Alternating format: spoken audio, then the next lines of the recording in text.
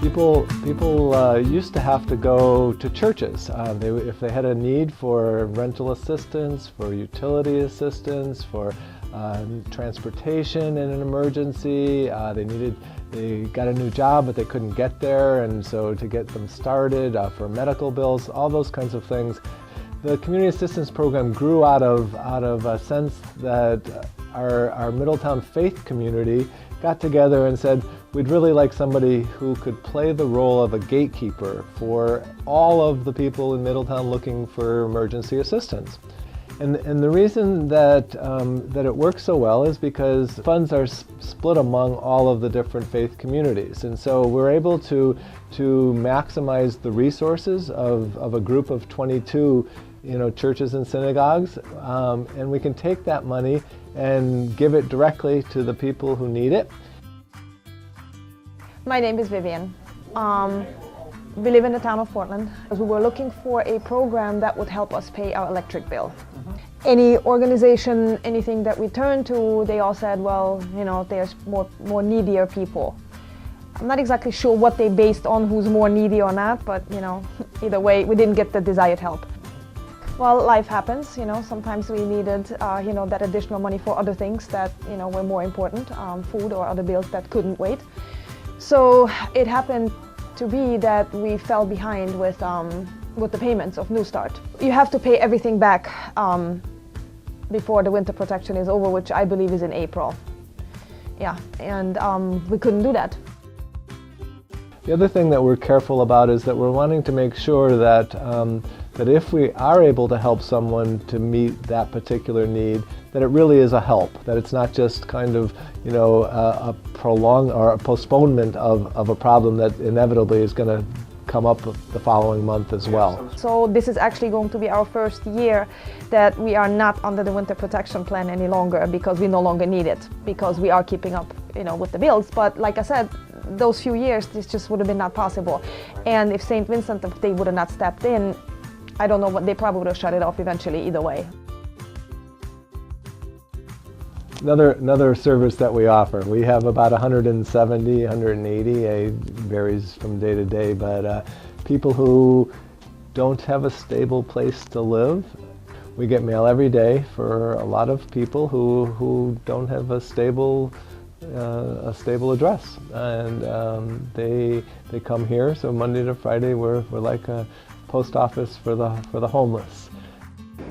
What I really appreciate about the new direction that St. Vincent's is taking is the focus on all basic needs. The fact that there's recognition that if you help somebody with their nutrition needs, that takes the burden a little bit off of meeting their other needs, but those needs are still going to exist. It's an all-encompassing approach, and you have to look at every client and every community holistically, I think. The addition of a program to help provide clothing, I think, really speaks to that mission and the commitment to finding the actual needs and meeting those needs where they are, whether it's with specific communities or specific individuals that you're serving. Over the past several months, people have been coming to the St. Vincent de Paul door asking for clothing. And of course, we don't have any clothing. We don't store clothing there. We don't recycle it or clean it or anything like that. During the winter months, we do have hats and gloves and scarves and socks. But beyond that, any real clothing items, we don't stock. And traditionally, a lot of the members of the faith community have had these small clothing closets where people could bring donations and they'd sort them. But enter the COVID-19 era, nobody wants the exposure of handling other people's clothing, and the clothing closets at all the churches are pretty much closed, which left kind of a gap in service in the community. So what we thought we would do is go to Goodwill Industries, who basically have the used clothing program figured out. They're brilliant at it. They take in good, clean, used clothing. They employ people that would otherwise have perhaps a challenging time finding employment, teach them skills and give them meaningful work to do during the day. And basically they provide a really nice shopping experience, so people can pick from 20 pairs of pants their size, or or 20 shirts or skirts or blouses or what have you. So we went to them and said, is there any chance there's a program that exists where we could talk the local faith community members, churches and organizations to donate all their excess clothing directly to you in lieu of vouchers that we can provide to really needy and needy people in the community? And they said, of course there is. We've had the program right along. It just doesn't get a lot of utilization. So the way the community clothing program works is that the whole community donates to Goodwill Industries, listing our name on the donation form as the beneficiary organization.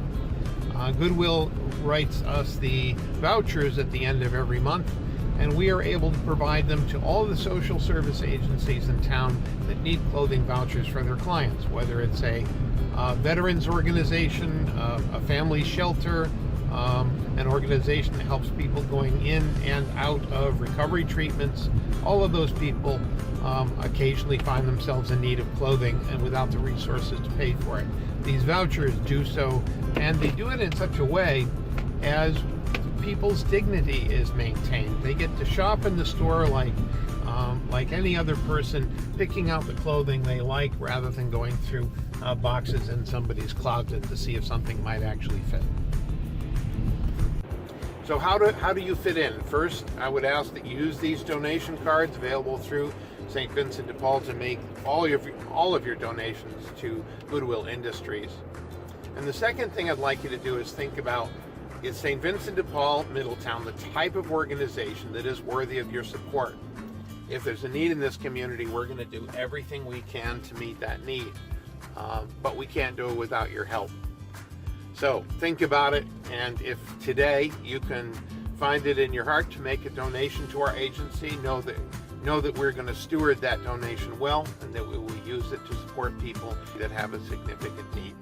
With that, have a great day. Come back and see us again tomorrow, and don't forget to visit our auction items and the Soup Challenge pages at the same time, and we'll be talking soon. My dream is that once we're back in person, we will be celebrating how well this 8 Days of Giving event went in 2020.